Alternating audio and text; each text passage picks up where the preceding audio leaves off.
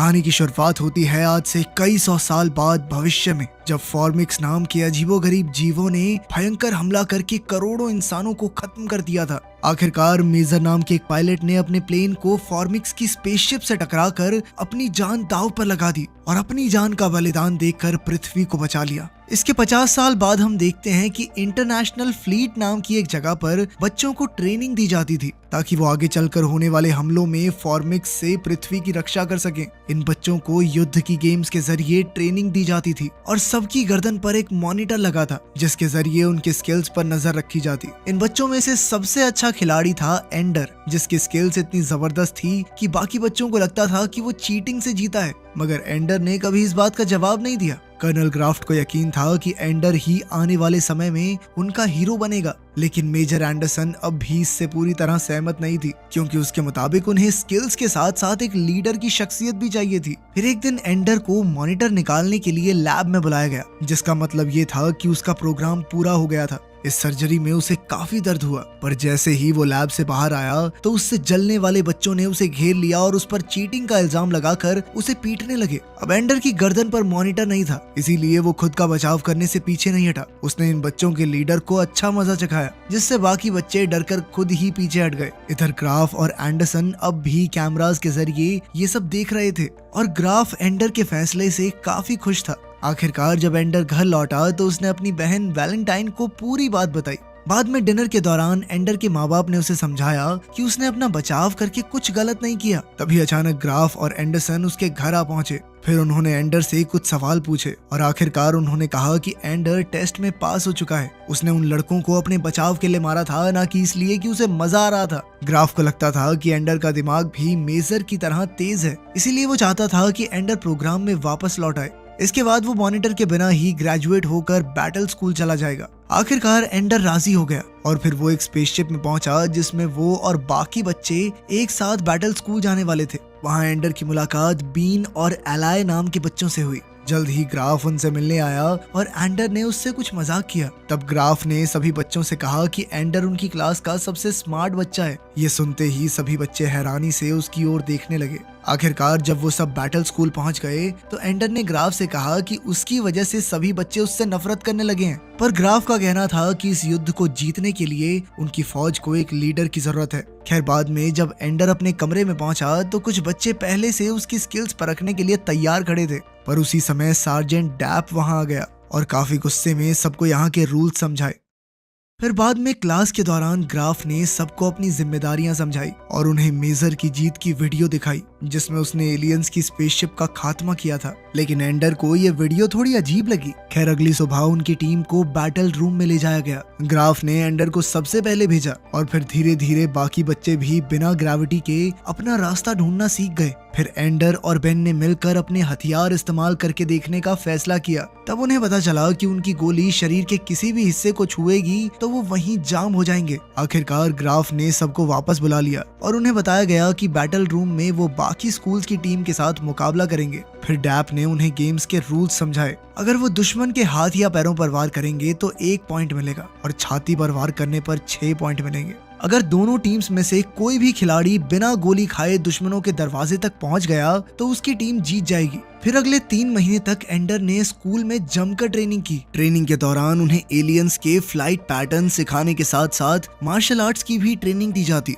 Ender को लगता था कि उन्हें अपने दुश्मनों के बारे में पूरी तरह से जानकारी नहीं है। सच तो ये था कि किसी ने उन्हें कभी ये नहीं बताया कि आखिर मेजर ने कैसे पूरी एलियन फौज को हराया था। ग्राफ ने एंडर से कहा कि वो सबका लीडर बने, मगर एंडर नहीं जानता था कि वो ये कैसे कर पाएगा। यहाँ सब एक दूसरे से अलग थे और एंडर का कोई भी दोस्त नहीं था। फिर एक शाम ग्राफ ने उनकी क्लास को बताया कि उनसे आगे की क्लास के कुछ बच्चे कमांड स्कूल में नहीं जा पाए, इसीलिए अब उनके पास ये मौका था। अगले दिन उनकी टीचर ने बताया कि डीप स्पेस नेविगेशन टेस्ट में सिर्फ 3 बच्चे पास हुए थे और वो थे एलाय, बीन और एंडर। ये सुनते ही बर्नार्ड ने उन पर चीटिंग का इल्जाम लगाया। खैर बाद में लंच के दौरान क्लास के बच्चे बर्नार्ड को अकेला छोड़कर एंडर के साथ बैठ गए। फिर शाम को एंडर को अपने टैबलेट पर एक गेम मिली तो वो खेलने लगा और एलाय साथ में उसे देख रहा था। इस गेम में एंडर एक चूहा था जिसे 2 ग्लासेस में से कोई एक चुनना था, लेकिन एंडर जो भी ग्लास चुनता उसमें चूहा मर ही जाता था। आखिरकार उसने सामने मौजूद दानव पर हमला करने का फैसला किया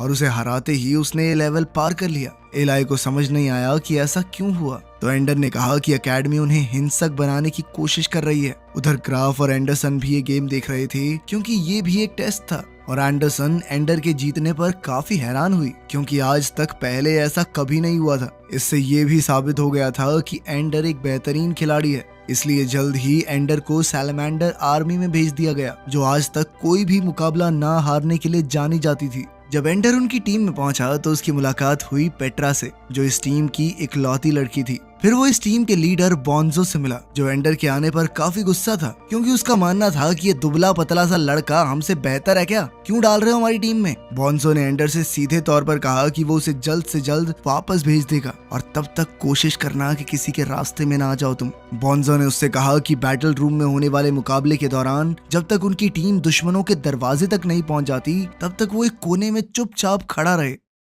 खैर बाद में पेट्रा ने एंडर को बताया कि बैटल रूम प्रैक्टिस के लिए हमेशा खुला रहता है, इसलिए अगर वो चाहे तो वो ट्रेनिंग में उसकी मदद कर सकती है। एंडर राजी हो गया और फिर वो दोनों बैटल रूम में पहुंचे जहां पेट्रा ने उसे कुछ ट्रिक्स सिखाई जिनसे वो एक बेहतरीन शूटर बन सकता है। लेकिन जब बॉन्जो ने उन दोनों को इकट्ठे कमरे में आता देखा तो वो गुस्से से भर गया और उसने एंडर से कहा कि उसे प्रैक्टिस करने की जरूरत नहीं है। तब एंडर ने उससे कहा कि वो उससे अकेले में बात करना चाहता है, जिसके बाद एंडर ने बॉन्जो से कहा कि ट्रेनिंग के टाइम मैं तेरी हर एक बात मानूंगा, लेकिन बाकी समय में बाप नहीं है तू मेरा, समझा। कुछ समय बाद पहला मैच शुरू हुआ और एंडर बॉन्जो के कहने पर कोने में ही खड़ा रहा, लेकिन जल्द ही उनकी टीम हारने लगी तो एंडर पेट्रा की जान बचाने के लिए कूद पड़ा और फिर उन्होंने मिलकर एक प्लान बनाया। पेट्रा ने एंडर को धक्का दिया और वो जमने का नाटक करते हुए गिरने लगा, जिससे उसने 2 बंदूकें चुरा ली और अचानक से दुश्मनों पर जोरदार हमला बोल दिया। आखिरकार सैलमेंडर्स टीम की जीत हुई और उधर ग्राफ एंडर की बहादुरी देखकर बेहद खुश हुआ।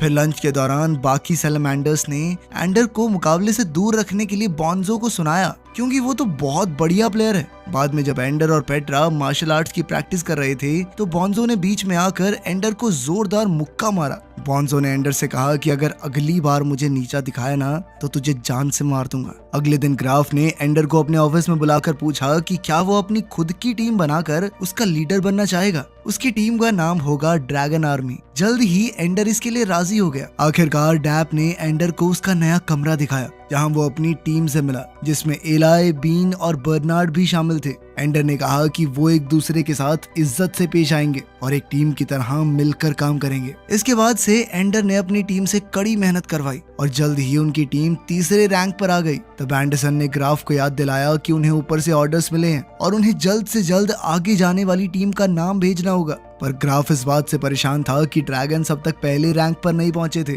तब ग्राफ ने ऐसा आइडिया निकाला जो आज तक कभी नहीं हुआ था। उसका कहना था कि वो पहली 3 टीम्स ड्रैगन्स, सैलमेंडर्स और लेपर्ड्स के बीच में मुकाबला करवाएंगे और जो जीतेगा वही आगे जाएगा। उसी पल सभी टीम्स को खबर दे दी गई और हड़बड़ी में तैयार होते हुए एंडर की टीम के एक प्लेयर के पैर में चोट लग गई। अब एंडर ने उसे इलाज के लिए भेज दिया और एक खिलाड़ी कम लेकर भी मुकाबले के लिए तैयार हो गया। मगर खुशकिस्मती से ग्राफ ने उस लड़के की जगह पेट्रा को एंडर की टीम में भेज दिया। अब एंडर ने सबसे पहले एक लड़के को पेट्रा की ढाल बनाकर भेज दिया ताकि वो अपनी बेहतरीन निशानेबाजी से दरवाजे पर मौजूद योद्धाओं का सफाया कर सके। इसके बाद उसने बीन की कमर पर रस्सी बांधकर उसे पूरे कमरे का मुआयना करने भेजा। इससे मिलने वाली जानकारी की मदद से एंडर ने आगे का प्लान बनाया। फिर उसकी पूरी टीम ने एलाय के चारों ओर गोला बनाया और वो सीधा दुश्मनों के दरवाजे तक पहुंचे। आखिरकार वो मुकाबला जीत चुके थे। गेम के बाद बॉन्जो ने शावर में जाकर एंडर को मुकाबले के लिए ललकारा। एंडर को वैसे इसमें कोई दिलचस्पी नहीं थी, पर उसके पास अपना बचाव करने के लिए कोई दूसरा चारा नहीं था। इस दौरान एंडर ने गलती से बॉन्जो को इतनी जोर से धक्का दे दिया कि वो जमीन से टकराकर बेहोश हो गया। अब बॉन्जो को जल्द से जल्द सर्जरी के लिए हॉस्पिटल ले जाया गया, जहां एंडरसन और पेट्रा एंडर को हौसला दे रहे थे। पर तभी ग्राफ एंडर को अकेले में बात करने ले गया। ग्राफ ने कहा कि बॉन्जो जिंदा बच जाएगा, ज्यादा सोचने की जरूरत नहीं है। लेकिन एंडर को उसकी बातों पर पूरी तरह यकीन नहीं था। तब ग्राफ ने कहा कि सर्जरी के बाद बॉन्जो को रिकवरी के लिए धरती पर वापस भेज दिया जाएगा। इस पर एंडर ने कहा कि वो भी धरती पर वापस जाकर अपनी बहन से मिलना चाहता है, पर ग्राफ ने उसे प्रोग्राम बीच में छोड़कर जाने की इजाजत नहीं दी, तो एंडर ने खुद ही प्रोग्राम छोड़ दिया। बाद में एंडरसन ने ग्राफ को समझाया कि थोड़ा तो रहम खाओ, बच्चे ही तो हैं। जिस पर ग्राफ ने पूछा कि वो एलियंस हम पर तरस खाएंगे?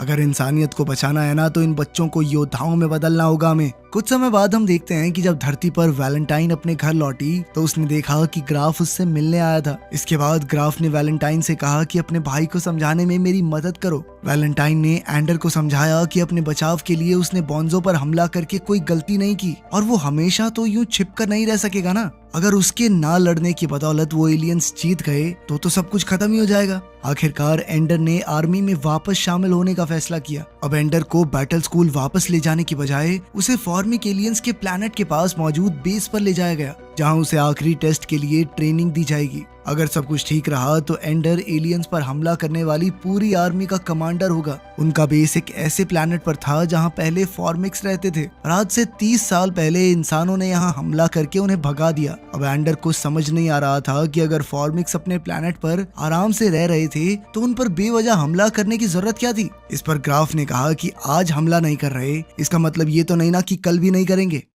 खैर फिर डैप एंडर को उसके नए कमरे में ले गया। फिर अगली सुबह जब एंडर की आंख खुली तो वो टैटूज से भरे एक अजीबोगरीब आदमी को देखकर बेहद डर गया। उस आदमी ने अचानक एंडर को मुक्का मारकर कहा कि उसे किसी पर भरोसा नहीं करना, अपने टीचर्स पर भी नहीं। ये इंसान कोई और नहीं बल्कि मेजर था, यानी कि वो आज तक जिंदा था। तब एंडर ने उससे कहा कि उसे काफी समय से एक चीज समझ नहीं आ रही। जब भी उन्हें मेजर के हमले की वीडियो दिखाई जाती है तो जैसे ही एलियंस की स्पेसशिप में धमाका होता है वीडियो रुक जाती है। तब मेजर एंडर को पूरी वीडियो दिखाने ले गया और तब ये खुलासा होता है कि जब मेजर ने मेन स्पेसशिप को तबाह किया तो बाकी सारी फॉर्मिक शिप्स ने हमला करना बंद कर दिया और वो सभी जहाज आसमान से नीचे गिरने लगे। मेजर ने उसे समझाया कि फॉर्मिक्स को चींटियों की तरह समझना चाहिए, वो हमेशा अपनी रानी का हुक्म मानते हैं और अगर रानी नहीं रही तो कुछ सोच समझ नहीं पाते और खुद ही मर जाते हैं। ये वीडियो आधी इसलिए दिखाई जाती है क्योंकि उन्हें यकीन नहीं था कि मेजर ने रानी को पूरी तरह से तबाह किया या नहीं। इसका मतलब ये था कि वो उनके तरीके पर पूरी तरह से नहीं चल सकते।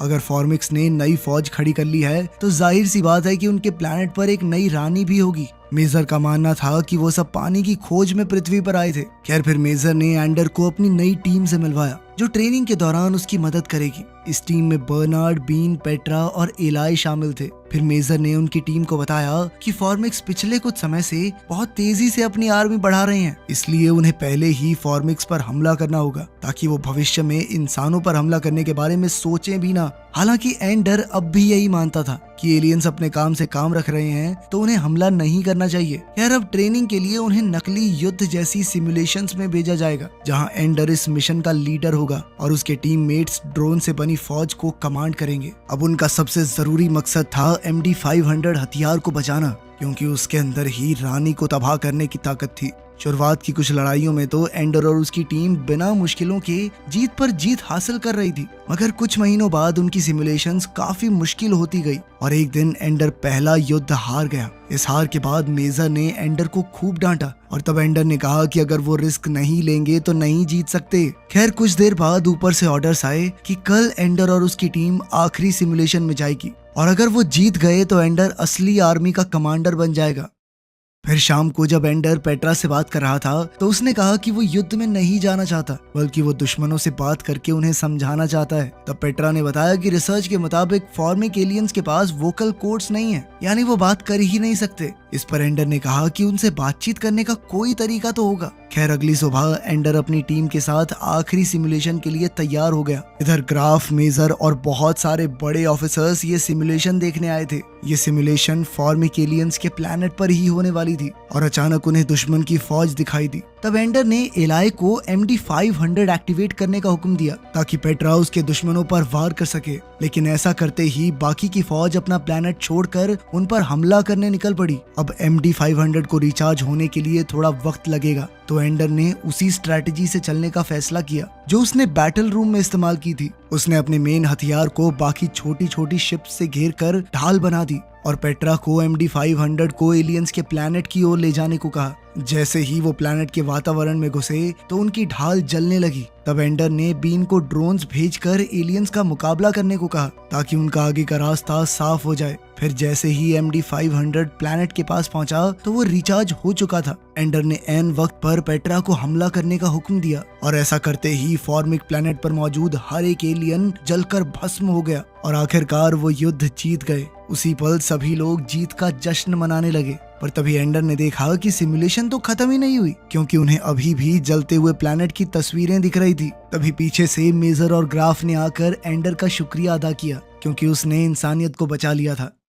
तब ये खुलासा होता है कि आज का युद्ध कोई सिमुलेशन नहीं बल्कि असली युद्ध था। ये सुनते ही एंडर मानो अंदर से टूट गया और फूट फूट कर रोने लगा। उसे एहसास हुआ कि उसने अपने ही फौजियों को ढाल बनाकर उनकी कुर्बानी दे दी थी। साथ ही उसने ऐसे क्रीचर्स का प्लैनेट तबाह कर दिया जिन्होंने पिछले 50 साल से कभी धरती पर हमला भी नहीं किया था। हालांकि बाकी सब उसे हीरो समझते थे, लेकिन एंडर खुद को सिर्फ एक कातिल की नजर से देख रहा था। अब एंडर अपना आपा खोने लगा तो एक नर्स ने तुरंत उसे एक इंजेक्शन देकर सुला दिया। फिर उसे एक कमरे में ले जाया गया जहाँ पेट्रा उसे देख रही थी। फिर एंडर ने अपने सपने में एक अजीबोगरीब क्रीचर देखा तो उसे एहसास हुआ कि ये कोई और नहीं बल्कि फॉर्मिक एलियंस की रानी थी, जो हमेशा से उसके सपनों में आया करती थी। वो उससे बात करने की कोशिश कर रही थी। आखिरकार एंडर को समझ आया कि रानी को क्या चाहिए, तो वो तुरंत उठा और कमरे से बाहर भागा, जिसके बाद पेट्रा उसके पीछे ऑक्सीजन टैंक लेकर दौड़ी। लेकिन एंडर ने उसे रोक कर लौट जाने को कहा, क्योंकि उसे ये काम अकेले ही करना होगा।